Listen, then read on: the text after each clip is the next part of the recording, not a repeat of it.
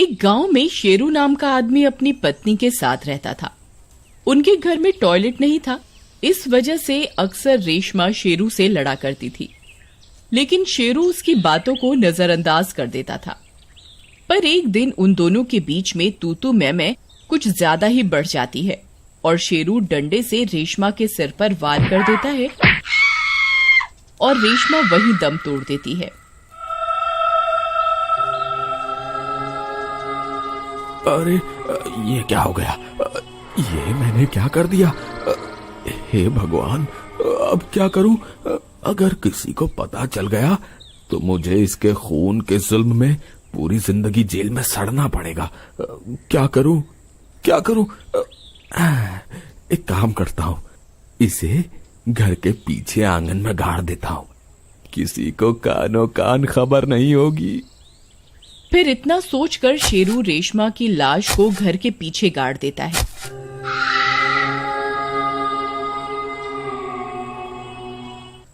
फिर कुछ दिन बीत जाने पर जब रेशमा किसी को दिखाई नहीं देती तो एक गांव वाला उससे रेशमा के बारे में पूछता है।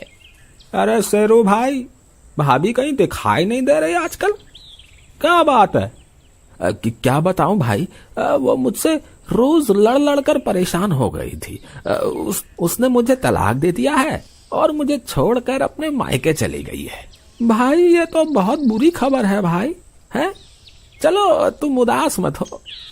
तुम फिर से दूसरी शादी के बारे में कुछ सोच रहे हो क्या? है, मेरी नजर में एक तलाकशुदा औरत है, तुम कहो तो तुम्हारे रिश्ते की बात चलाऊं? हाँ भाई, हाँ क्यों नहीं भाई, जरूर। फिर कुछ ही दिनों में शेरू की शादी सीमा नाम की लड़की से हो जाती है। फिर शादी की पहली रात। अजी सुनिए, टॉयलेट कहाँ है? मुझे इस्तेमाल करना है। टॉयलेट तो नहीं है, तुम्हें बाहर ही जाना होगा। क्या आपने घर में टॉयलेट तक नहीं बनवाया? देखिए जी, मुझे घर से बाहर खुले में जाने की आदत नहीं है। आप कल ही घर में टॉयलेट बनवाइए, नहीं तो मैं अपने मायके चली जाऊंगी। इतना बोलकर सीमा सो जाती है। अरे यार, ये तो छोड़कर जाने की धमकी दे रही है, अब क्या करूं? कहीं मैं फिर से अकेला ना पड़ जाऊं। एक काम करता हूं, कल टॉयलेट बनवा ही देता हूं, नहीं तो ये भी रेशमा की तरह रोज रोज चिक चिक करती रहेगी। अगला दिन होने पर शेरू टॉयलेट बनवाने का काम शुरू करवा देता है और 2 दिनों में टॉयलेट बनकर तैयार हो जाता है। टॉयलेट को तैयार देखकर सीमा की खुशी का ठिकाना नहीं रहता।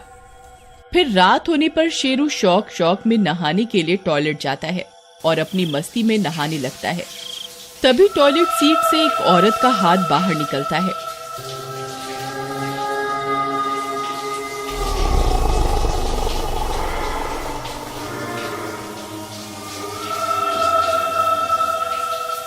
शेरू इस बात से अनजान होता है और वह हाथ शेरू की ओर बढ़ता है।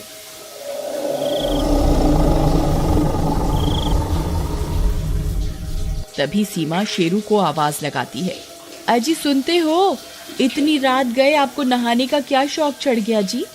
सीमा की आवाज सुनकर वह हाथ वापस अंदर चला जाता है।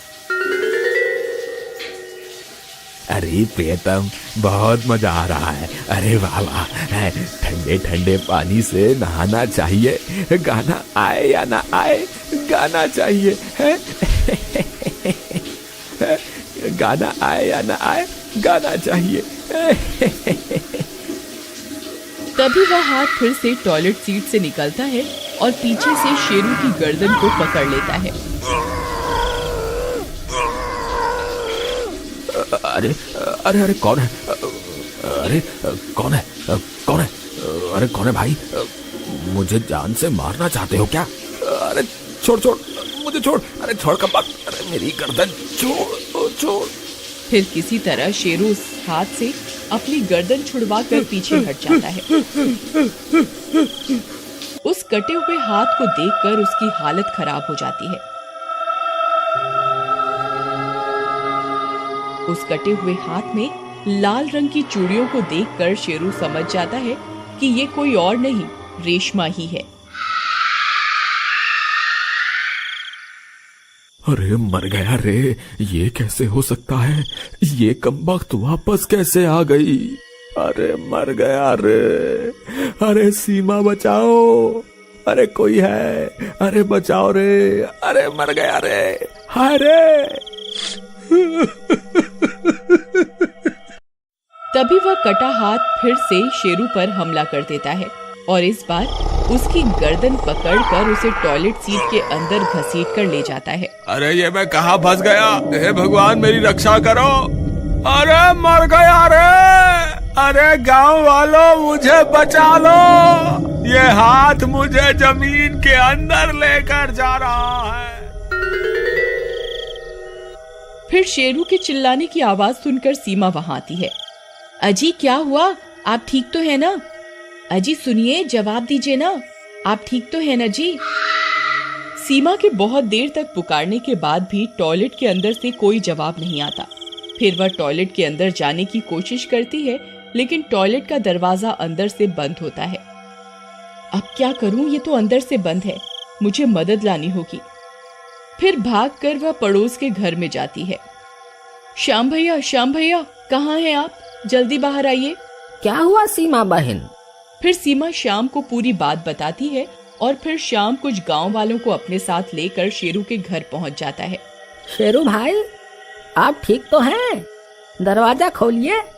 शेरू भैया क्या आप मुझे सुन सकते हैं? सभी गांव वाले बहुत देर तक शेरू को पुकारते हैं, लेकिन अंदर से कोई आवाज नहीं आती। श्याम भाई मुझे लगता है हमें यह दरवाजा तोड़ना पड़ेगा, कहीं देर ना हो जाए। फिर सभी गांव वाले मिलकर टॉयलेट का दरवाजा तोड़ना शुरू करते हैं और कुछ ही देर में टॉयलेट का दरवाजा टूट जाता है और वे लोग अंदर घुस जाते हैं, लेकिन उन्हें वहां शेरू का कोई नामो निशान नहीं मिलता। अरे यहाँ तो कोई भी नहीं है। सीमा बहन तुम्हें पक्का विश्वास है कि शेरू भाई टॉयलेट के अंदर ही मौजूद थे? हाँ श्याम भैया, ये कुछ देर पहले ही जोर जोर से गाना गा रहे थे और फिर अचानक से इनकी आवाज बंद हो गई। मैंने इन्हें बहुत देर तक पुकारा, लेकिन इनका कोई जवाब नहीं आया। श्याम भाई मुझे भी लगता है कि शेरू भाई टॉयलेट के अंदर ही थे, तभी तो टॉयलेट का दरवाजा अंदर से बंद था और यहाँ कोई इतना बड़ा रोशनदान भी नहीं है जिससे वो बाहर निकल सके। तो फिर आखिरकार शेरू भाई गए तो गए कहाँ? तभी उनकी नजर टॉयलेट सीट पर पड़ी टूटी हुई चूड़ियों पर जाती है। सीमा भाभी ये टूटी हुई चूड़ियाँ आपकी हैं?